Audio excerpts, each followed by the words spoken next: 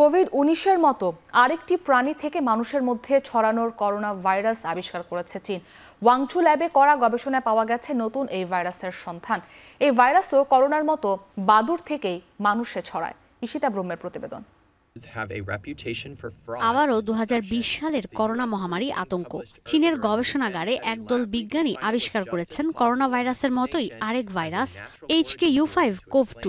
জাপানের হংকংয়ে বাদুড়ের মধ্যে খুঁজে পাওয়া HKU5 ভাইরাসের গোত্রীয় নতুন এই করোনা ভাইরাস।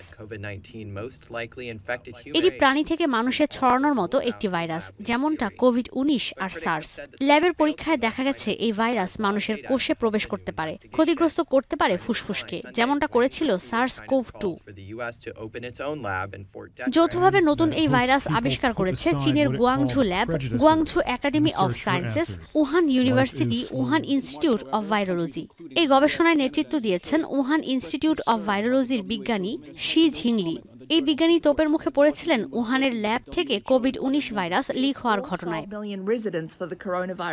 পৃথিবীতে অনেক ধরনের করোনা ভাইরাস রয়েছে। এর মধ্যে SARS-CoV-2, মার্স সহ কয়েকটি মানুষকে সংক্রমিত করতে পারে। উহানে করোনা মহামারী ছড়িয়ে পড়ার আগে কয়েক বছর ধরে গবেষণা চলছিল করোনা ভাইরাস নিয়ে। বলা হয় দুর্ঘটনাবশত এই ভাইরাস মানবদেহে ছড়িয়ে মহামারী রূপ নেয়।